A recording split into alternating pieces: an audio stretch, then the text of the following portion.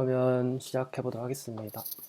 네, 오늘 발표를 맡게 된 신동원이라고 하고요. SS랩의 신동원이고요.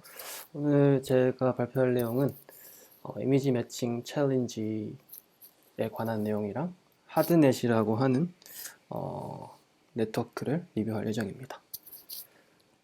일단 이미지 매칭 챌린지 2020이라는 이 컴피티션이 있는데, 이거는 뭐냐면은 CBPR이라고 하는 이제 학회에서 올해가 시애틀에서 열리는 걸로 알고 있는데 그 학회 워크숍 중에 이제 CBPR 2020 워크숍 on Image Matching, Local Pictures and Beyond라고 하는 이 워크숍이 열립니다. 근데 여기에 속해서 같이 진행되는 이제 컴피티션이에요. 그 컴피티션인데 그 내용이 뭐냐면은 이 이름에도 나와 있는 것처럼 이제 2장 또는 여러 장의 이미지가 주어졌을 때 같은 사물을 찍은 걸요. 이런 건물 랜드마크를 찍은 영상이 여러 장 있는데, 그 영상들 간에 이미지 피처 특징점을 추출하고 매칭을 하고, 또 그 매칭 커레스폰던스를 이용해서 3차원 3D 리컨스트럭션 한다든가 그런 다양한 태스크들을 수행하는 그런 챌린지입니다. 주로 그런 이미지 피처 특징점 추출과 매칭에 관련해서 어떤 새로운 방법을 제안해서 성능을 높이고자 하는데 중점이 있고, 그 방법은 전통적인 컴퓨터 비전 또는 이미지 프로세싱 방법이든지 아니면은 머신러닝, 딥러닝 같은 최근 기법이든지 상관없이 그냥 이미지 영상에 대해서 특징점을 잘 추출하고 잘 매칭하는 그 성능을 내는 네트워크를 발굴하는데 목적이 있습니다. 그래서 여기서는 이게 2019년에 첫 번째로 이제 작년에 처음으로 열렸는데 올해는 두 번째라고 하고요. 두 번째이니만큼 작년보다는 조금 그 벤치마크 자체가 조금 더 임프로브 되었고, 좀 정확하게 성능을 평가하는 방법들이 추가되었습니다. 여키 데이트는 이제 워크숍은 CBPR 2020 날짜 6월 달에 진행되는 걸로 되어 있고, 근데 지금 코로나 때문에 어떻게 될지는 잘 모르겠지만 일단은 이렇게 정해져 있고, 이 챌린지의 서미션 데드라인은 5월 15일 정도로 되어 있습니다. 근데 제가 이걸 실제로 이제 서미션에서 좋은 성과를 내겠다 이런 목적으로 하는 건 아니고, 그냥 개인적으로 그냥 재미있어 보이고 약간 사이드 프로젝트 느낌으로 어떤 내용이 있는가를 한번 살펴보고 한번 테스트를 해본 그런 내용을 오늘 공유해 드리려고 합니다. 그래서 여기서 사용하는 데이터셋, 주어지는 데이터셋이 있는데, 이게 어떤 거냐면 포토 투어리즘 데이터셋이라고 합니다. 이거는 이쪽 분야에서 좀 많이 알려져 있는 데이터셋인데요. 여기는 26개의 포토 투어리즘 이미지, 그러니까 어떤 관광 명소, 여기는 뭐 로마, 이탈리아 이런 데서 관광 명소로 이름난 뭐 장소가 있겠죠. 관광객이 많이 와서 사진도 찍어가고, 그 사진을 SNS 올리고 뭐 이런 사진들을 막 크롤링을 해서 끌어모아서 이렇게 데이터 영상들을 제공합니다. 그래서 26개의 그런 랜드마크에 대해서 여기는 좀 옛날에 만들어진 데이터셋인데, 야후 플리커 라는 서비스를 통해서 거기 사진 올리는 서비스였는데요. 지금 또 있는 걸로 알고 있는데, 어쨌건 이 데이터 이 서비스로부터 크롤링한 데이터를 포함하고 있습니다. 한 100만 개 정도 사진이 있다고 하고, 전체 트레이닝 데이터는 16개, 16개의 랜드마크에 대해서 있고, 또 테스트는 10개의 씬에 대해서 이렇게 데이터를 제공합니다. 아래에 있는 링크로 접속을 하시면 바로 보일 수 있고요. 보시다시피 트레이닝 데이터에서는 뭐 이런 식으로 이제 랜드마크 이름이, 트레이닝 씬에 대한 이름이 쭉쭉 나열되어 있고, 테스트 씬도 이렇게 있는데 16개, 10개 이렇게 되어 있습니다.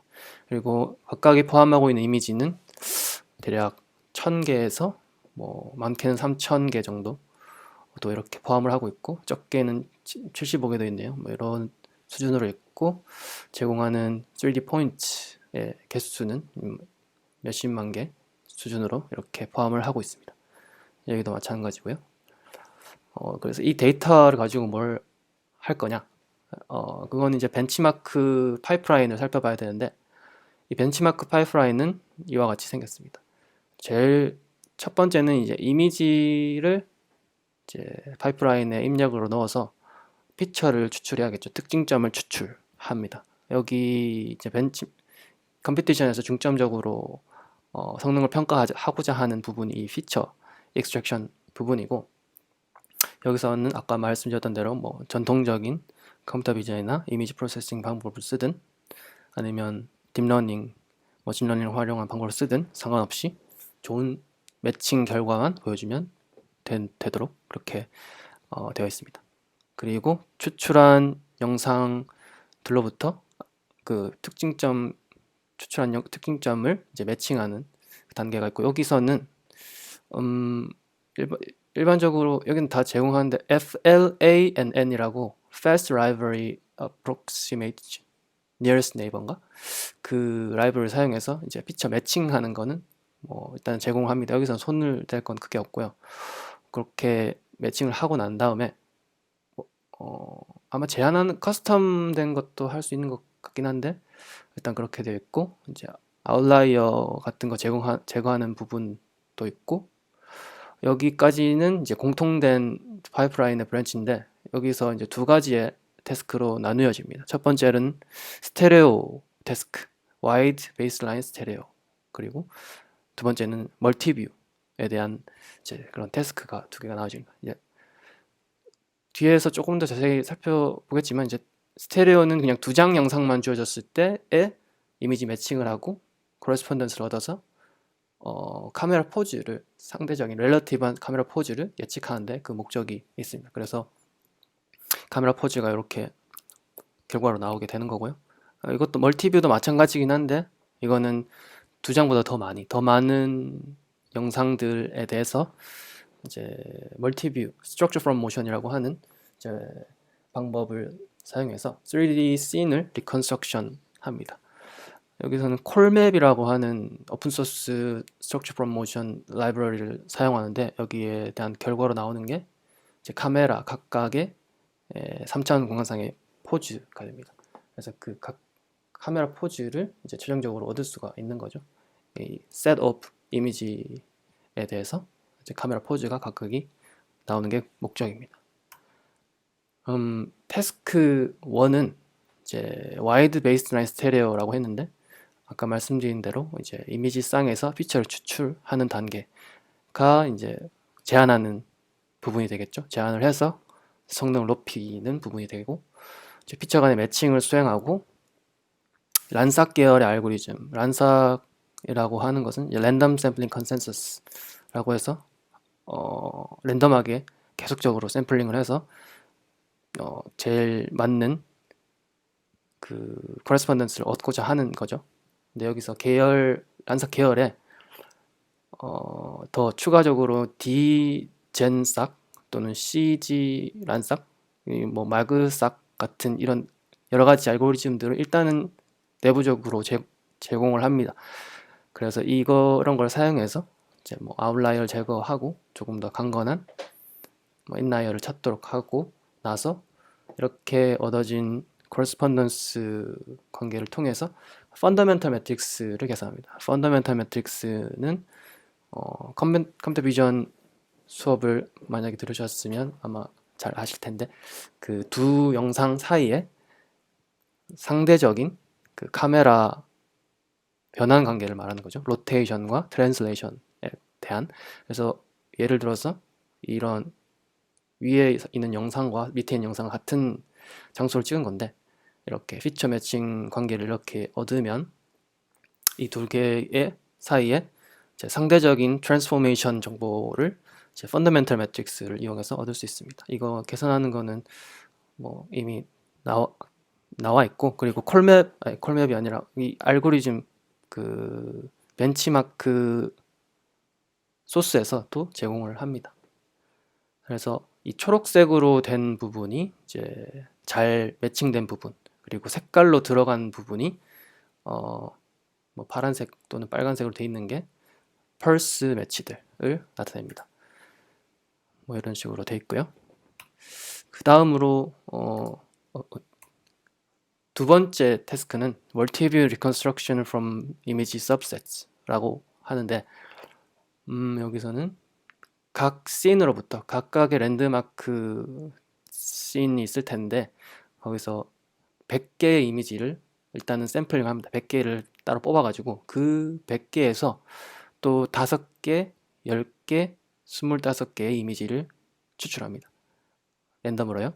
이것을 100이라고 지칭을 하고, 이렇게 5개, 10개, 25개로 이루어진 이미지 서브셋에서 Structure from Motion 알고리즘을 돌려서 각각의 카메라 포즈를 계산합니다. 그러니까 전체가 아닌 일부만 사용해서 카메라의 포즈를 계산한 다음에 그라운드 트루스랑 비교를 하는 거죠. 그럼 그라운드 트루스를 어떤 걸 정하느냐, 그리고 매트릭은 뭐냐를 봤을 때, 여기서 에러 매트릭은 그 전에 이제 각 씬에 대해서 full collection of dataset을, 전체 데이터셋을 이용해서, 아까 데이터셋 표 보셨을 때 뭐 1000장에서 3000장까지 데이터 이미지들이 있는 걸 보셨죠? 그 데이터 영상을 다 써서 Structure from Motion을 돌려서 나온 카메라 포즈를 그라운드 트루스로 활용한다라고 이야기하고 있습니다. 근데 한 가지 좀 의문이 드는 게, 이걸 그라운드 트루스로 사용할 수 있나? 왜냐하면은 어쨌거나 이걸 알고리즘을 돌려서 나온 것이기 때문에 뭐 에스티메이티드로 고려돼야 될 것 같은데, 여기서는 그라운드 트루스로 활용한다라고 이야기를 하더라고요. 충분히 데이터가 많으면 뭐 그라운드 트루스로 이용을 할 수가 있나 봅니다. 그래서 그렇게 사용을 하고, 이제 그 다음에 여기서 사용한 에러 매트릭은 앵귤러 에러라고 하는데, 앵귤러 에러는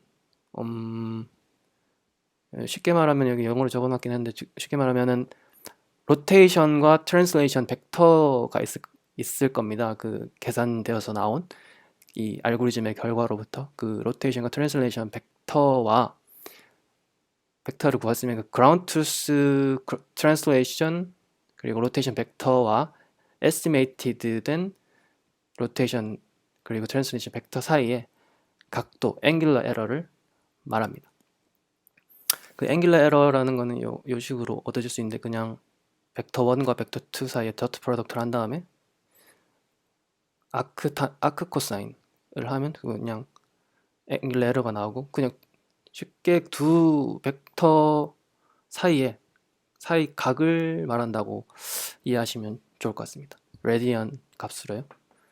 그래서 그 앵귤러 에러를 구하고 난 다음에 이제 거기에 대해서 mean average precision 밸류를 구합니다. 여기가 이게 무슨 말이냐? 최종적으로는 mean average precision MAP 값을 사용하는데, 이 예측된 카메라 포즈에 대해서 요 값을 계산하는 거죠. 이 MAP가 뭐냐 하면은 이 앞에 부분을 좀 설명을 드려야 되는데, 우리가 그라운드 트루스 벡터가 있고 예측된 벡터, 그 두 개 사이의 각도가 이제 0에서 10도 그러니까 이제 0에서 10도 사이 이내면 결과가 맞는 걸로 인정을 일단 합니다. 결과가 맞는 걸 인정하는데, 그 맞다 아니다를 이제 판단할 수 있겠죠.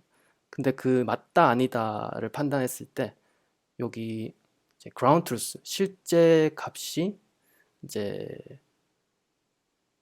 뭐 포지티브 그리고 네거티브가 있고, 이제 예측 결과가 포지티브, 네거티브, 맞다 아니다, 실제 값이 맞다 아니다, 그리고 예측한 게 맞다 아니다가 있을 때, 우리가 true positive는 이제 맞는 걸 제대로 맞게 판단한 거죠. 그리고 이제 true negative는 틀린 걸 틀리다고 제대로 판별한 거예요. 이거 두 개는 제대로 판별한 거예요.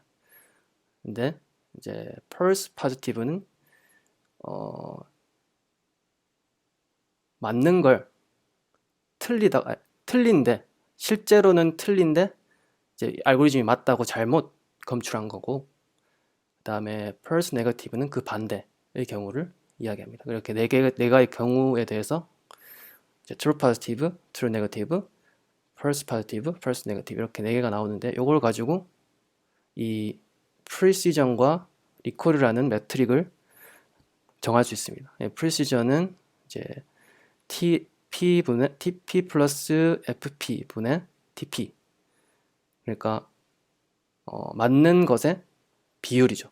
전체 찾아진 검출 중에 실제로 맞는 것의 비율을 precision이라고 하고, 이제 recall은 여기서 이제 이 부분 FN 부분만 바뀌게 되는데, 이제 모든 ground truth에 대해서 모든 맞는 것들 중에 알고리즘이 맞다고 판단한 것의 비율을 이제 리콜이라고 합니다. 그래서 프리시전과 리콜을 계산할 수 있고, 이 프리시전과 리콜 사이의 관계는 어느 한쪽 값이 커지면 다른 쪽 값은 줄어들게, 그렇게 트레이드 오프 관계가 되어 있습니다. 근데 그런 관계를 리콜 값이 커짐에 따라 프리시전 값이 어떻게 변하는지를 이렇게 커브로 그려보면은 그걸 이제 프리시전 리콜 커브라고 하고요.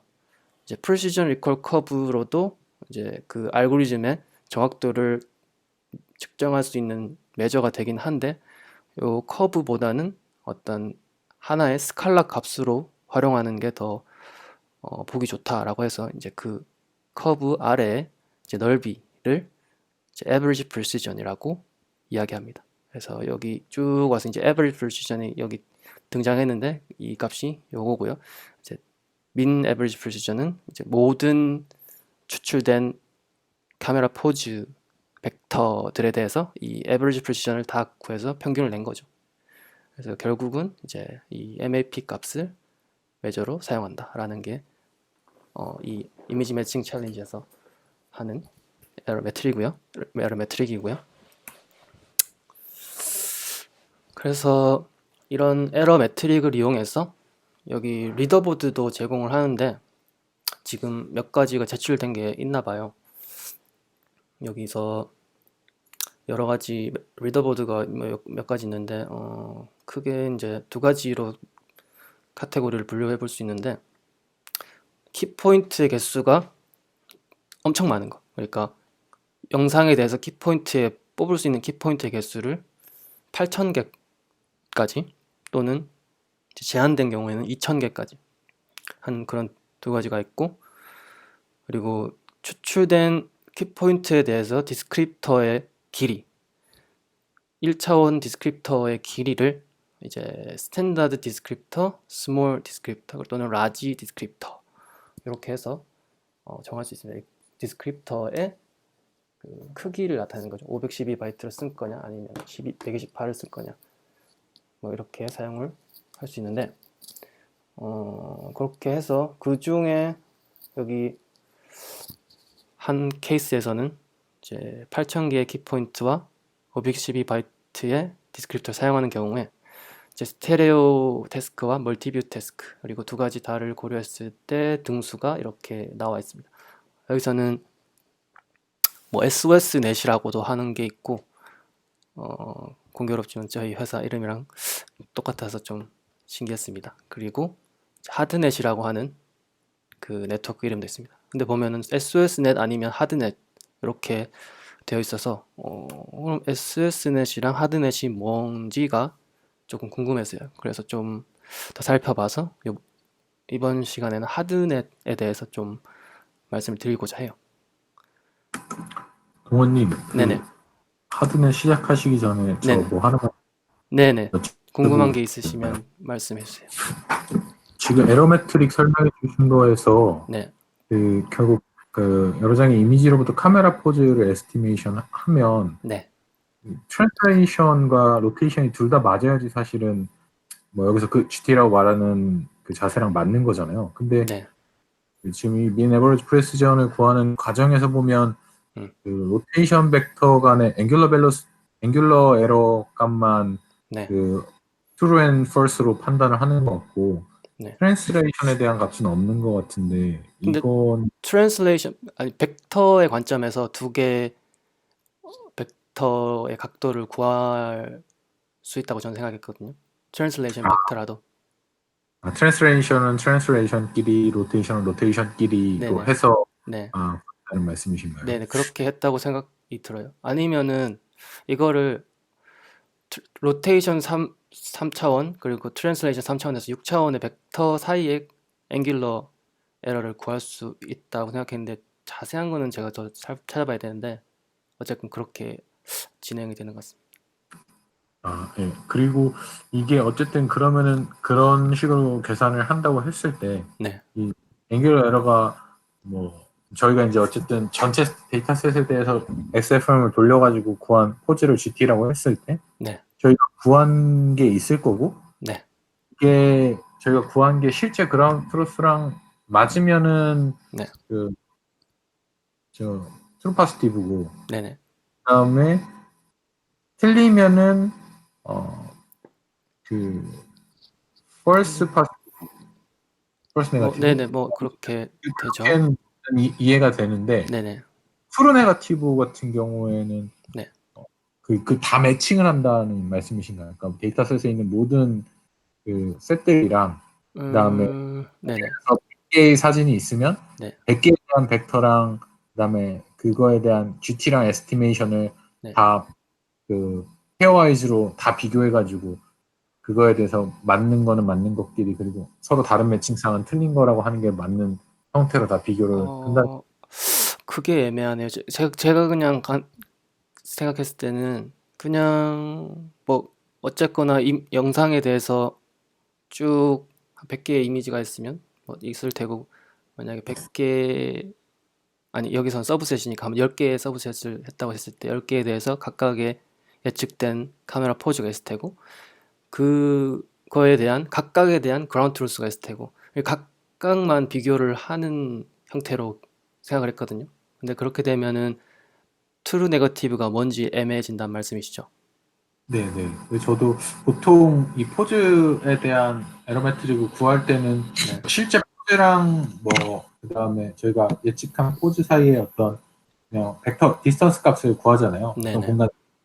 근데 여기서는 뭐 이런 식으로 한 것도 특이한데 네. 이게 그 어떻게 보면은 지금 서브셋의 백 안에 들어있는 것들과 전체 셋과 비교를 음, 하는 형태가 이런 건지 이게 음, false 네거티브, true 네거티브 같은 경우에는 음, 일어날 수 없는 상황이라고 생각을 하는데 이런 포즈를 구하는 음, 입장에서 근데 네네. 이런 부분 혹시 그러게요. 설명이 있었나 궁금해서 여쭤봤습니다. 일단은 이 논문에서는 따로 이렇게 이 네. 에러 매트릭을 정함에 있어서 true, positive, negative 이 값을 어떤 식으로 명령을 했다라는 건 따로 나와있진 않았는데 그냥 사실은 이제 mean average precision을 사용했다고만 이야기 나와 있었어요. 그래서 그런 관점에서 이 각각을 비교했을 때 어떻게 해야 될까라는 생각을 했을 때 이런 따로 자료를 찾아가지고 이걸 넣은 거거든요. 그래서 얘네들도 트루 네거티브를 어떻게 뭐 정한 게 아니라서 안 넣었는지 아니면은 그 부분은 조금 애매하긴 합니다. 그 부분은 한 번 더 논문을 찾아봐야 할 것 같습니다. 네, 네, 알겠습니다. 감사합니다. 네, 코멘트 감사합니다. 잠시만요. 그 부분은 조금 적고요. 트루가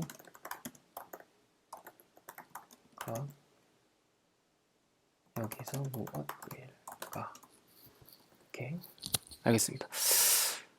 네, 다른 분들 또 혹시 질문이 있으실까요? 요거 넘어가기 전에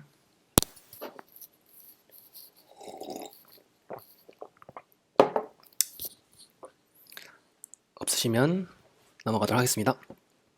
그래서 하드넷을 좀 논문을 살펴봤는데요. 요거는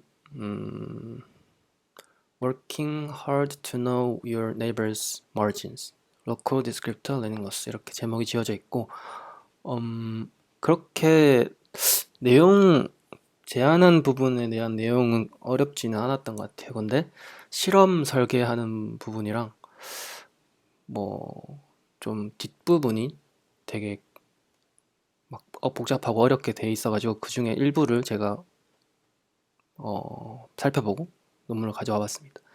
그 전에 이제 여기서 매트릭 러닝에 대해서 조금 알고 넘어가셔야 되는데, 매트릭 러닝이라고 하는 것은 뭐 이미 아시는 분도 계시겠지만 여기 이 매트릭 러닝 자체는 되게 넓은 의미의 연구긴 한데, 여기 이미지 매칭에 대해서 국한해서 설명을 드리면, 이렇게 이미지 패치가 이렇게 두 개가 있다고 가정을 하면, 뭐 64 x 64짜리 이미지 패치가 있다고 하면 요거는 뭐 영상 큰 영상에서 키포인트 시프트나 썰프 같은 키포인트를 추출하고 그 주변에 이제 64 x 64의 어떤 패치를 얻은 거겠죠.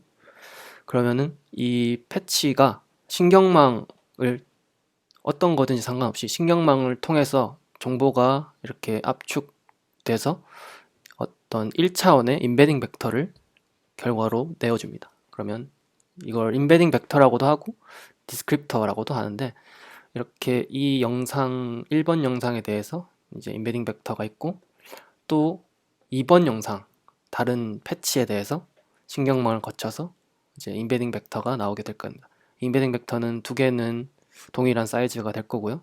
그리고 신경망 자체는 같은 웨이트를, 같은 값을 쉐어하는 그런 구조가 됩니다.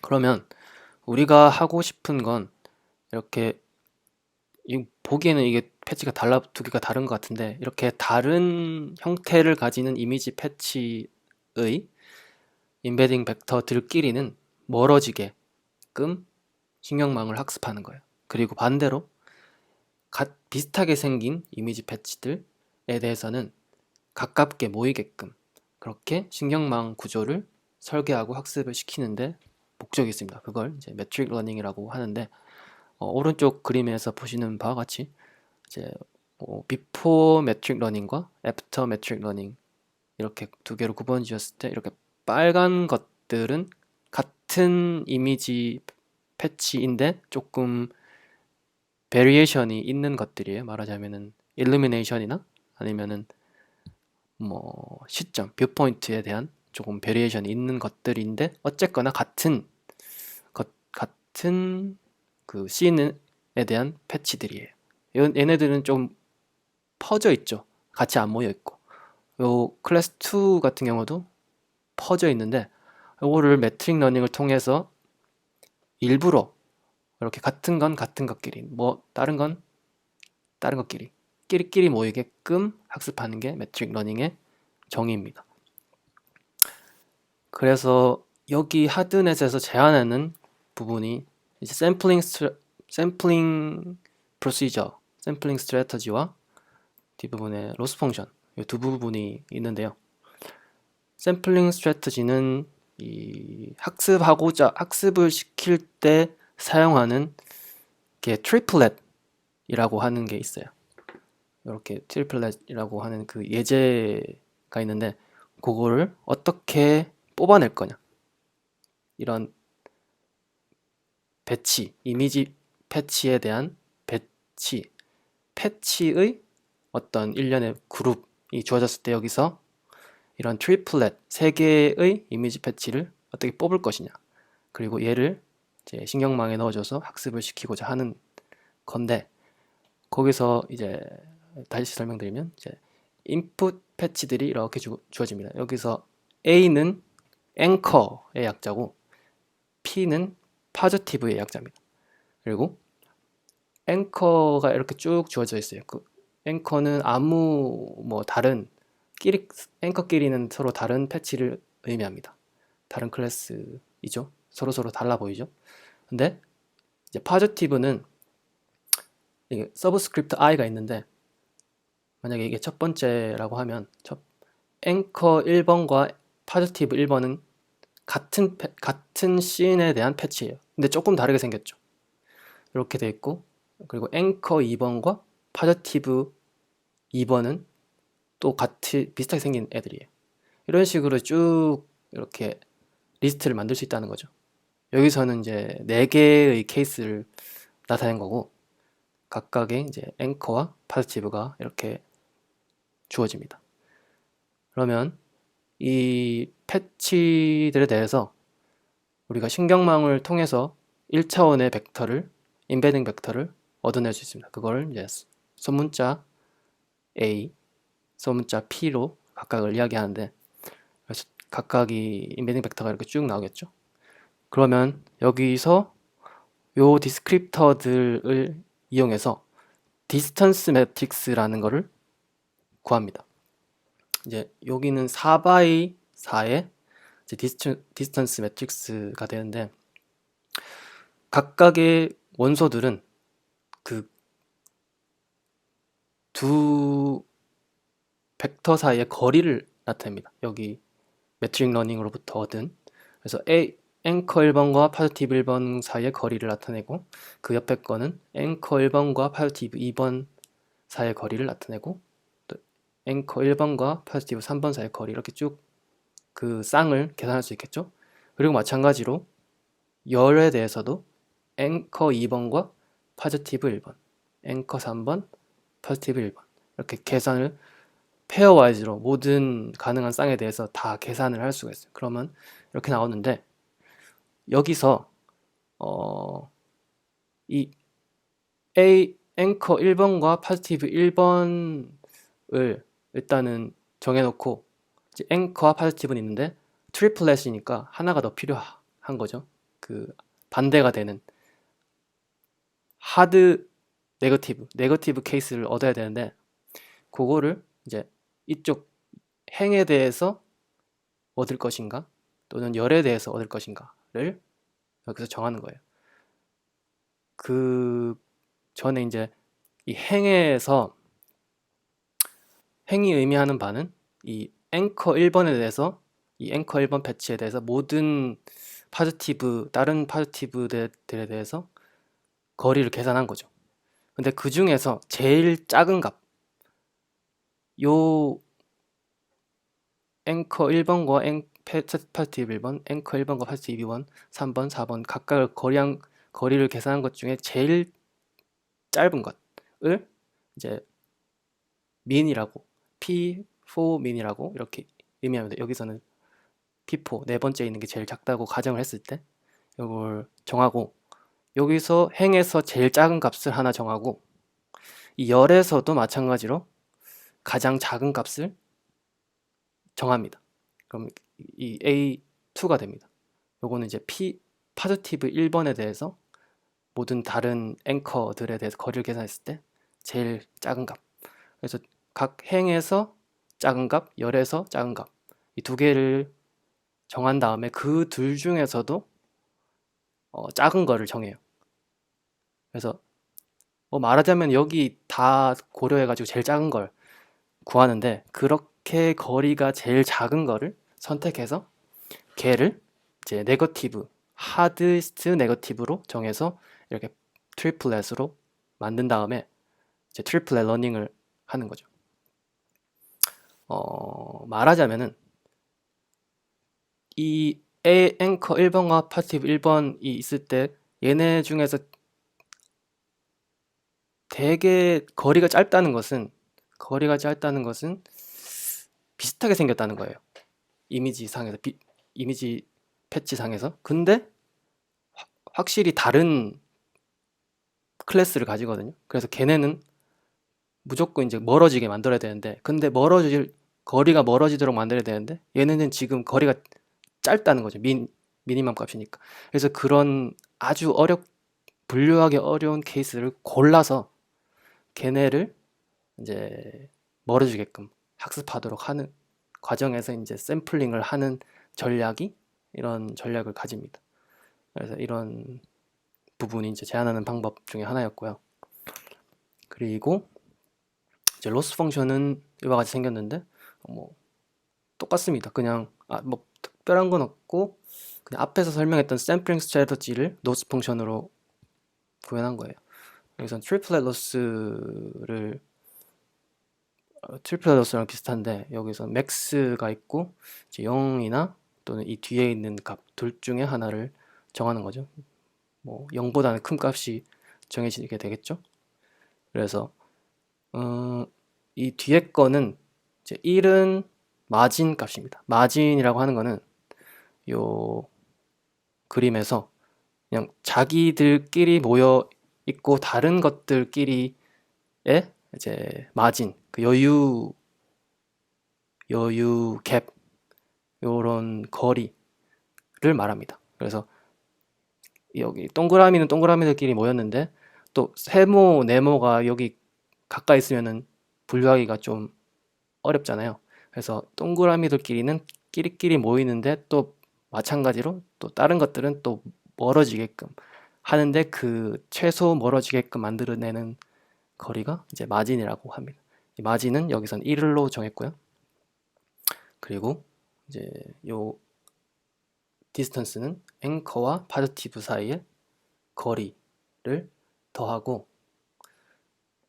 그리고 이제 요거는 아까 우리가 샘플링한 그런 것들에 대해서 두 개 중에 작은 것, 그러니까 요거랑 요거 두 개가 아까 요 행에서 작은 거, 멸에서 작은 거 둘 중에 작은 거를 구해서 이렇게 여기가 들어가고 그걸 마이너스 하는 거죠. 그게 이제 로스 펑션의 전체 의미입니다.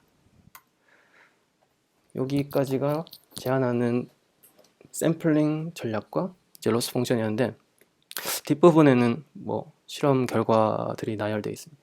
모델 아키텍처는 이런 걸 사용했다고 했는데 뭐 복잡한 건 아니고 얘네들도 L2넷이라고 하는 신경망을 가져와서 썼다고 했거든요. 근데 여기는 풀링 레이어, 그러니까 맥스 풀링 하는 레이어가 없고, 왜냐면은 뭐 실험했을 때 성능 저하가 있었다고 합니다.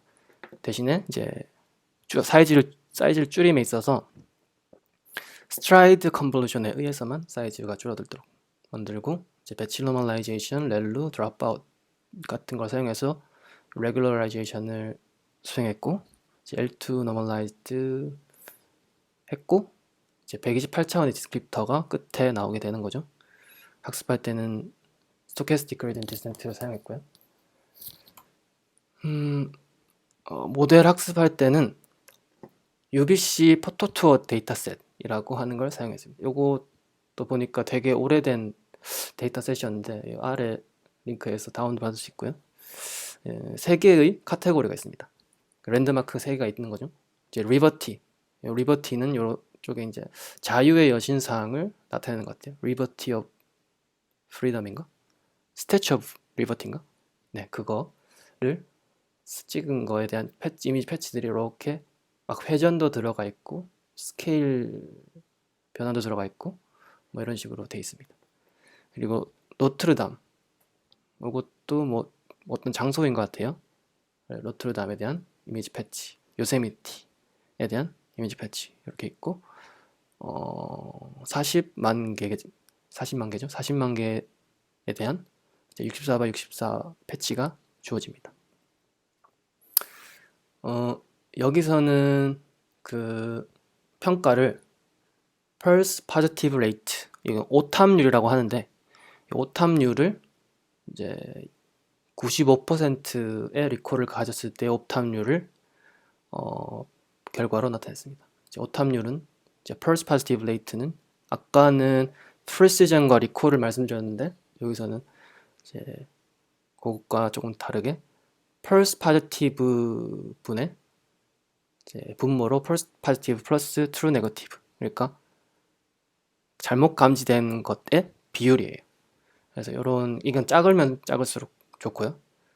뭐 여기서 학습은 이제 세 가지 데이터셋에 대해서 어떤 거는 노트르담 요세미티로 학습한 거를 리버티로 테스트하고, 또 다른 거는 리버티 요세미티로 학습한 걸 노트르담으로 평가하고, 또 마지막으로 리버티 노트르담에 대한 거 학습한 걸 요세미티로 평가를 했을 때 이렇게 쭉 나옵니다. 위에 있는 거는 일반적인 그냥 데이터들에 대해서 한 거고, 밑에 거는 어규멘테이션을 추가적으로 수행했을 때의 학습을 해서 나온 결과를 말합니다. 하드넷이 제일 좋다고 이야기를 하고요. 밑에 보시는 것과 같이 이제 오탑률이 제일 적은 걸 볼 수 있습니다. 자기네들께 제일 좋다고 합니다. 근데 논문에서는 UBC 데이터셋에서의 패치 베리피케이션 퍼포먼스가 좋다고 해서 뭐 다른 데서도 좋은 게 아니다 라고 이야기를 합니다.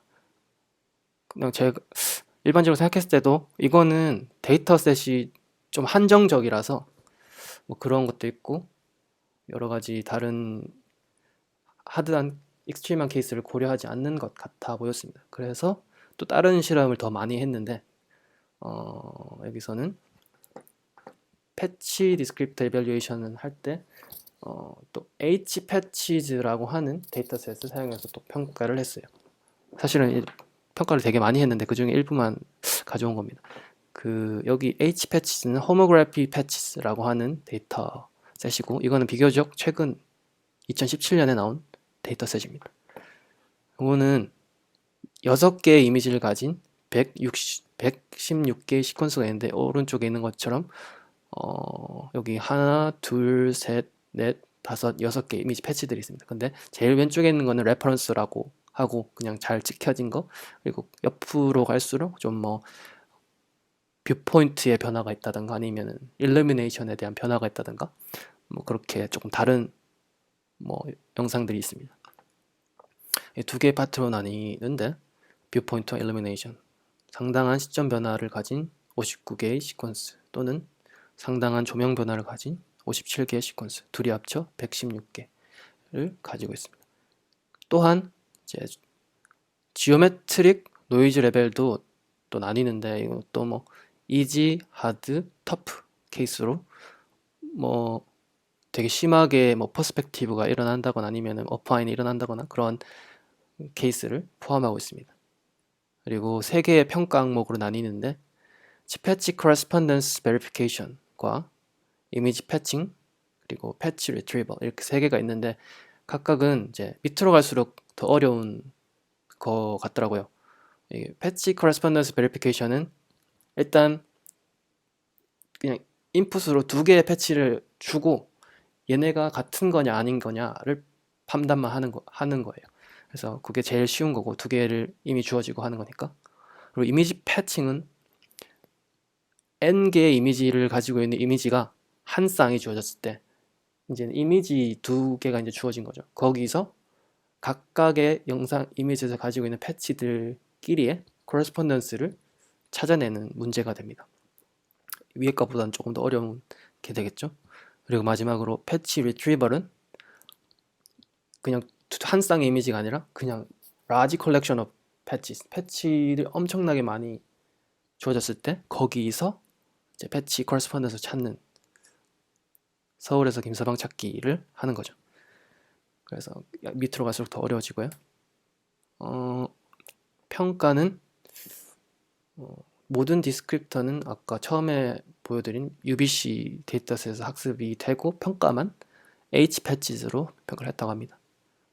그리고 여기 밑에 있는 게 그건데 뭐 이제 첫 번째 태스크 패치 베리피케이션, 이미지 매칭, 패치 리트리버 이렇게 3개가 있고 이제 이지, 하드, 터프는 요 각각에서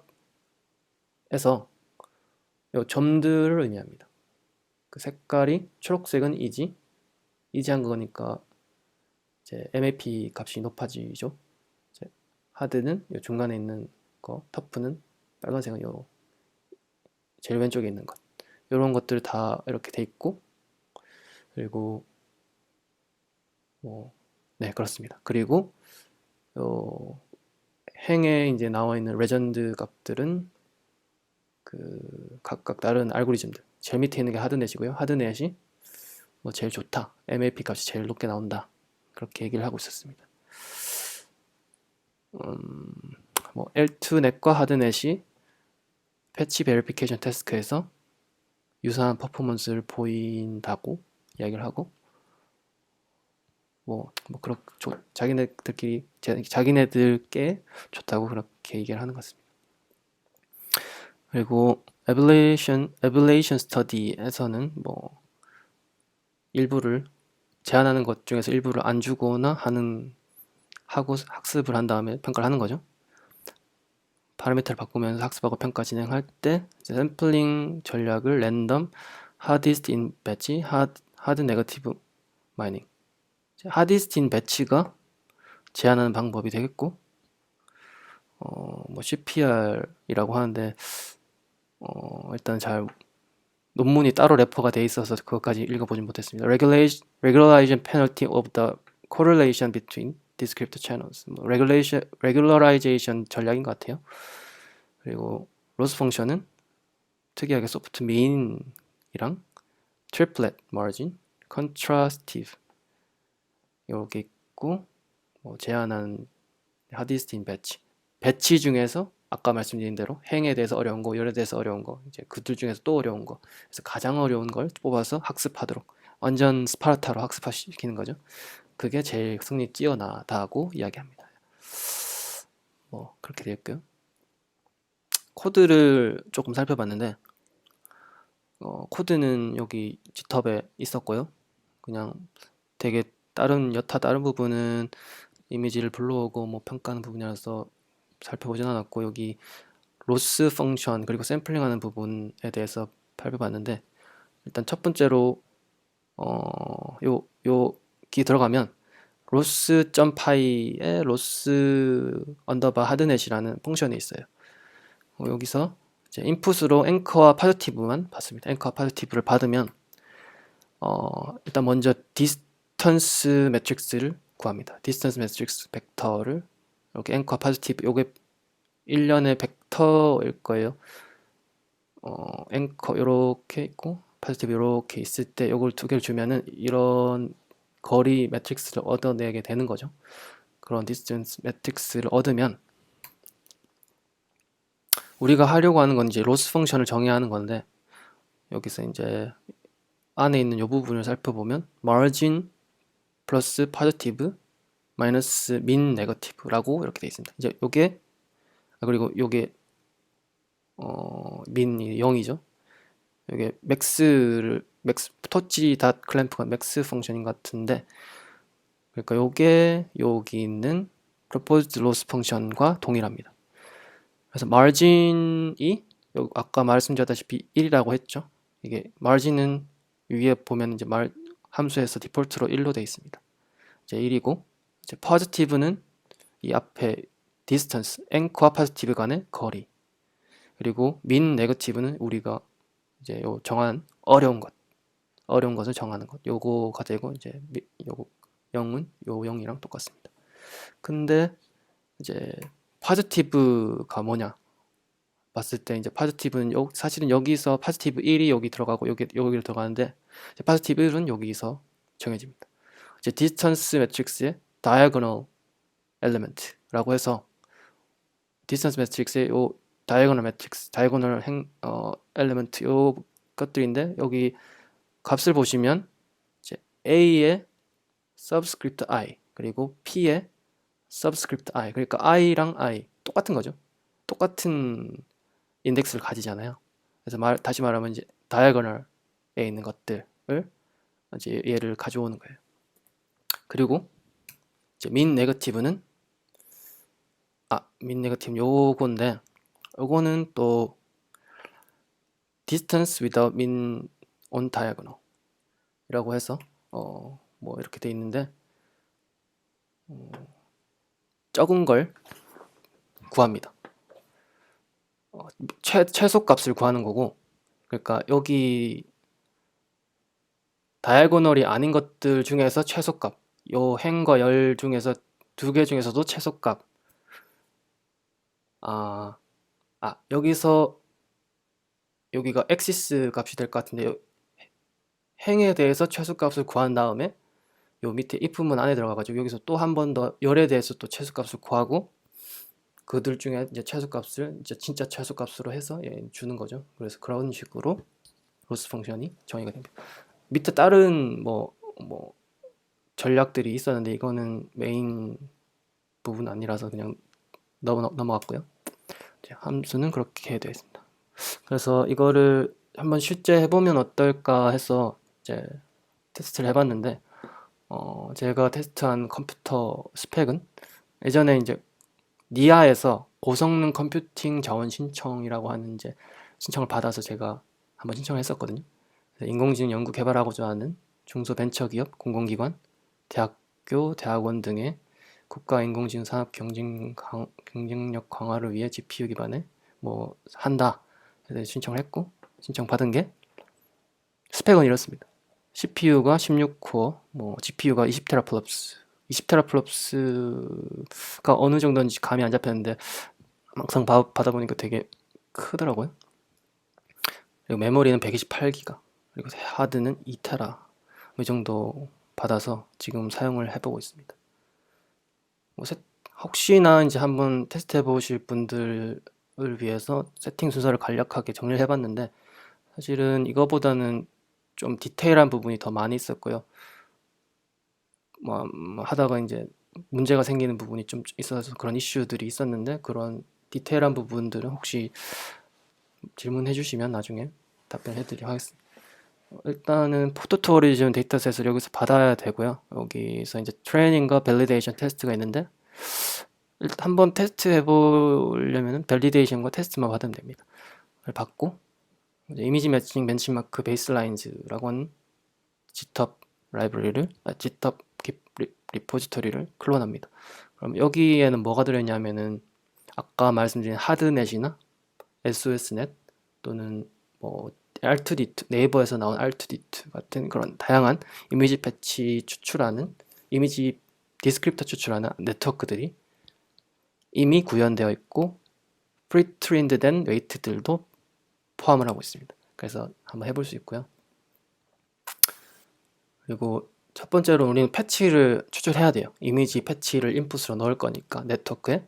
그러면 detect shift keep points and extract patches.py를 실행시켜서 그 다운받은 데이터셋에 대해서 패치를 얻어야 됩니다. 이제 벤치마크 패치즈라는 폴더에 이렇게 쭉 들어가게 되고, 패치들은 이미지 JPG나 PNG 형태로 나오는 게 아니라 이런 H5라고 하는 그런 형태로 따로 저장이 됩니다.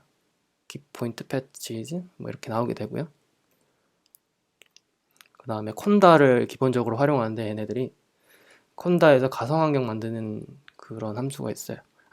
펑션이 있어요. 그래서 그거를 하드넷이라는 가상환경을 만들고 거기에 진입해야 됩니다. 콘다 env create -f 해서 요거는 슬래시가 아니라 점인데 이 YML 파일, 설정 파일을 제공을 합니다. 이런 걸 만든 다음에 이제 액티베이트해서 들어가죠.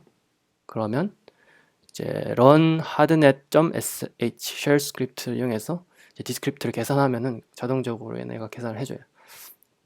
그러면은 벤치마크 피처즈에 이제 하드넷이라는 거에는 이 폴더가 쭉 각각의 데이터셋에 대해서 이렇게 디스크립터가 이렇게 쭉쭉 H5라고 하는 확장자로 나오게 됩니다. 그러면 여기까지가 이제 우리가 영상 패치들을 만들고 디스크립터를 추출한 거잖아요. 거기에 대해서 이미지 이제 벤치마크를 돌려보려는 거예요. 이제 성능이 얼마나 좋은가를.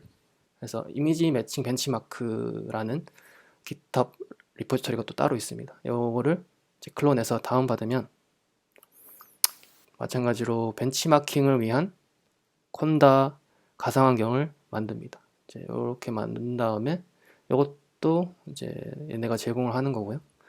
이제 여기서는 가상환경 이름이 SFM으로 되어 있는데 이걸 들어가서 run.py를 이용해서 이제 스테레오 태스크와 멀티뷰 태스크에 대해서 평가를 할 수 있겠죠.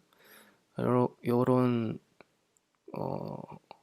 명령을 통해서 하면은 이제 평가를 얻어지는데, 그 전에 이제 스테레오 태스크를 평가하기 위해서 이제 파일 안삭이라는 라이브러리 빌드해서 설치해줘야 되고, 멀티뷰 태스크를 평가하기 위해서 콜맵이라는 스트럭처 프롬 모션 라이브러리를 빌드해야 됩니다. 각각은 여기 링크에서 다운받을 수 있고요. 세팅 순서 이제 마지막은 이제 결과가 나오면 벤치마크 리졸트와 벤치마크 비주얼라이제이션에서 확인을 할 수 있습니다. 이거는 이제 그런 매칭된 결과를 아까 나온 그림처럼 볼 수 있는 거고요. 초록색은 잘 매칭된 것, 그리고 빨간색은 잘 안 된 것, 뭐 파란색도 뭐 잘 안 된 것, 뭐 이런 식으로 나옵니다. 스테레오 케이스에 대해서 그런 결과 나오고, 멀티뷰 태스크는 이제 PCD 파일로 포인트 클라우드를 3D 리컨스트럭션 된 거를 출력해 줍니다. 이런 식으로 이제 우리가 볼 수 있어요. 3D 포인트 클라우드를. 근데 사실은 지금 이게 돌린 게, 아까 피처 디스크립터 추출을 하드넷으로 뭐 추출했다고 했는데, 요거 벤치마크는 그냥 시프트 이미지 특징점을 추출한 다음에 그 다음 매칭하고 한 결과를 보여주고 있거든요. 제가 하고 싶은 거는 이제 하드넷으로 이제 뉴럴넷으로 얻은 디스크립터를 추출한 다음에 이거에 대한 평가를 하고 싶은데, 그 부분을 아직 잘 모르겠더라고요. 궁극적으로는 내가 만든 네트워크로부터 나온 디스크립터를 평가하고 싶은 건데, 그 부분은 이제 컨피그 파일을 좀 손대야 되는 것 같더라고요. 그래서 그 부분 잘 모르겠어서 이슈에 뭐 질문을 좀 하니까 답변을 해주긴 했는데, 무슨 소리인지는 잘 모르겠고 한 번 더 살펴봐야 될 것 같습니다. 제가 세팅을 좀 잘못했다네요.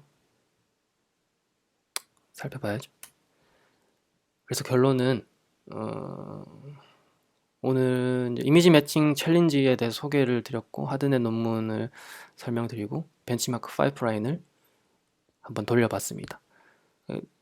퓨처워크는 이제 아까 말씀드린 대로 내가 직접 만든 신경망 모델을 이용해서 이미지 매칭 결과 얻은 뒤에 벤치마킹 돌려보는 게 목적이고, 궁극적으로는 이 챌린지에 국한하지 않고 이제 유튜브에 치드워커라는 유튜브 채널이 있어요. 이 채널에서는 7만 명 정도가 있는데, 이제 원샷 원테이크 비디오인데 되게 뭐 번화한 시내 같은데, 아니면 그런 이탈리아나 프랑스나 도쿄 같은 그런 데서 사람 되게 많고 한데, 그냥 건물들 멋진 거를 가면서 이제 찍은 거예요.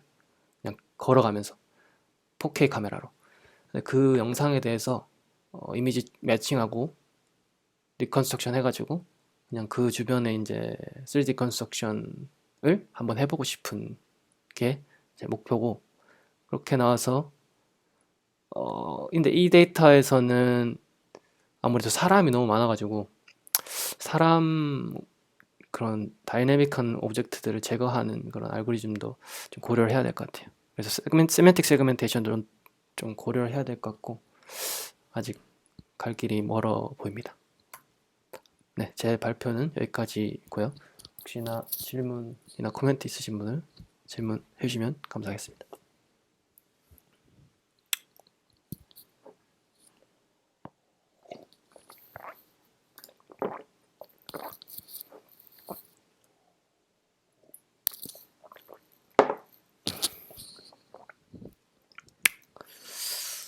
네, 지난번에도 삽질기를 한번 설명드렸던 것 같은데, 오늘도 삽질기를 한번 설명드렸네요. 이상입니다. 네. 세팅하신 것 중에서 벤치마크 베이스라인 돌리면은 결국은 그 추출한 그 로컬 피처들에 대한 어떤 파일이 나오는 건가요? 피- 디스크립터 추출하는 부분이요. 네. 이런 식으로 이제 H5라고 하는 포맷의 데이터들이 전체가 다 이게 요 씬에 대해서 있는 이미지에서 추출된 디스크립터들이 여기 다 들어가 있는 것 같아요. 이렇게 쭉 저장이 돼 있고, 이거 포맷은 사실 그 홈페이지에서 설명을 하고 있는데 자세히는 안 살펴봤습니다. 네, 결국 이미지 챌린지에서 그 네. 이제 하는 부분은 디스크립터 추출하는 부분을 설계하는 거잖아요. 네, 딥러닝이든 맞습니다. 네네. 비전 베이스들은. 네네. 그러면 결국 원이 어떤 그 원이 이거 만드신 것들을 이 네. H5 이 포맷으로 만들어서 저장한 다음에 그거를 네. 그냥 벤치마크에 돌리면 네. 되는 건 아닌가요? 여기 아까 뭐 벤치마크에서는 네. 시프트 기반의 걸로 지금 돌아가고 있다라고 말씀하셨는데, 네네, 맞습니다. 그렇게 이제 이 포맷을 만드는데, 그거를 네, 이제 여기 그 음, 벤치마크 리포지터리에서 다 제공을 하긴 하거든요. 그런 일련의 네, 과정을. 근데 이제 그런데 사실 컴피그 파일에서 설정해야 되는 게 좀 있고, 음, 그걸 어떻게 넣는지를 조금 더 살펴봐야 될 것 같아가지고. 추출된 피처를 네, 그렇죠. 세팅을 파일만 옮기는 게 아니고 세팅을 네, 또 해주셔야 된다는 네, 말씀. 네네. 평가에 대한 뭐 설정 파일이 또 따로 있습니다. 그래서 그거를 통해서 얘네가 평가를 이렇게 쭉 하는데, 음, 그거를 잘 아직은 파악을 못하고 있어가지고, 네, 좀 더 봐야 될 것 같습니다. 감사합니다. 네, 감사합니다. 동원님 질문이 하나 있는데요. 네네, 예, 제가 매트릭 러닝에 대해서 개념을 잘 몰라서 네, 그런데 네네, 이게 클래스끼리 네, 좀 멀어지게 뭐 디스턴스 맵을 만들어서 멀어진 게 네, 안 된다고 하셨는데 네네, 이게 멀어지고 가까워진 클래스끼리 모이고 음, 같은 것끼리 모이고 다른 네, 것끼리 멀어지면 네, 왜 이게 잘 학습 뭐라 그러지? 학습 성능이 좋아지는지 좀 그림으로 음, 봐서는 알겠는데 네네. 개념적으로 잘 이해가 안 그 돼가지고 예, 클러스터링은 아시죠? 예, K-means 클러스터링. 그냥 예, 그거랑 똑같은 거예요. 그냥 끼리끼리 모이게끔 만드는 거거든요. 그 예, 의미는 이제 여기서는 이미지 패치들이 예, 비슷하게 생긴 애들은 서로 모이게끔 하는 거죠. 그 말은 이제 음, 이미지 패치 특징점 사이에 매칭이 잘 되도록 하는 거죠. 그게 이제 아, 궁극적인 예, 목표이기 때문에 사실 네, 이제 그게 단순한 문제는 아니기 때문에 여기서 패치만 보고 이게 같은 건지 아닌지를 판단하기가, 예, 그래서 여기서는 매트릭 러닝을 통해서 이제 예, 학습하는 거고, 그 사실은 여기 하드넷에서는 매트릭 러닝 기반으로 했는데, 다른 그냥 전통적인 거는 이제 시프트 같은 거는 이미지에서 특징점 추출하면 그거에 대한 128차원의 벡터가 나오잖아요. 그 예, 벡터 자체가 그 주변에 영상 특징점 주변에 그런 어피어런스를 설명하는 것이고, 그걸 그냥 벡터들끼리 비교해서 하는 건데, 예, 여기서는 그냥 학습 기반으로 한다는 예, 게 그 좀 다른 부분이고, 또 패치를 추출해서 하는 방법도 있고, 아니면 네, 아예 정말 이제 영상 하나 딱 주면 거기서 예, 그냥 엔드 투 엔드로 그냥 키포인트는 음, 어느 x, y치에 있고 얘의 디스크립터는 뭐다 라는 걸 그냥 엔드 투 엔드로 뽑아주는 전략도 어, 있습니다. 그거는 네, 슈퍼 포인트라고 이야기하는 알고리즘이 있고 또 몇 가지가 있었던 것 같아요. 네, 알겠습니다. 네, 감사합니다. 네, 감사합니다.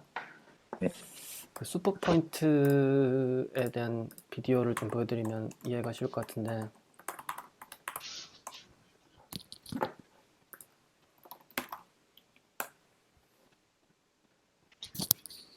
약간 오도메트리 추출하는 것처럼 막 가면서, 이건 잘 안 나오네. 결과가 별로네. 이거 말고 뭐 이런 거 보면 되나? 이런 영상의 특징점, 이게 추출한 코레스폰던스거든요. 이게 프레임 바이 프레임으로 나오다 보니까 이런 코레스폰던스를 쭉 이제 얻어주는 거죠. 이런 관계를 예, 이 알고리즘은 그냥 이미지 한 장 넣어주면, 이 시퀀스를 넣어주면 그냥 엔드 투 엔드로 해주는 그런 뭐 방법도 있습니다. 네, 네, 감사합니다. 네, 감사합니다.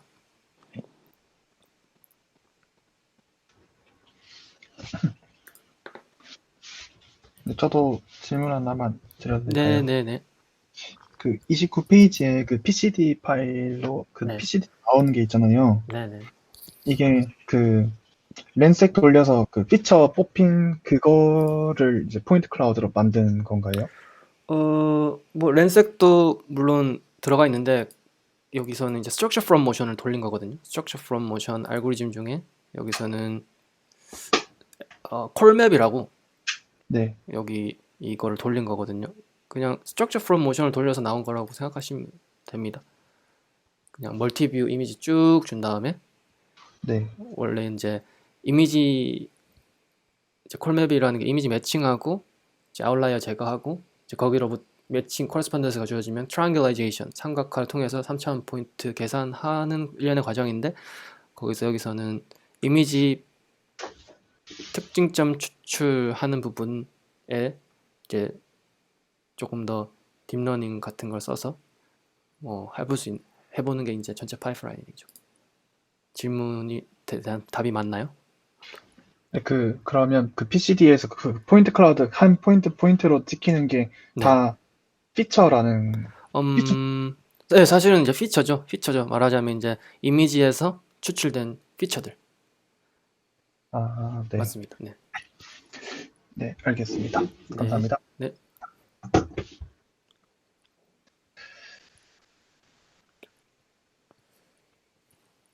네.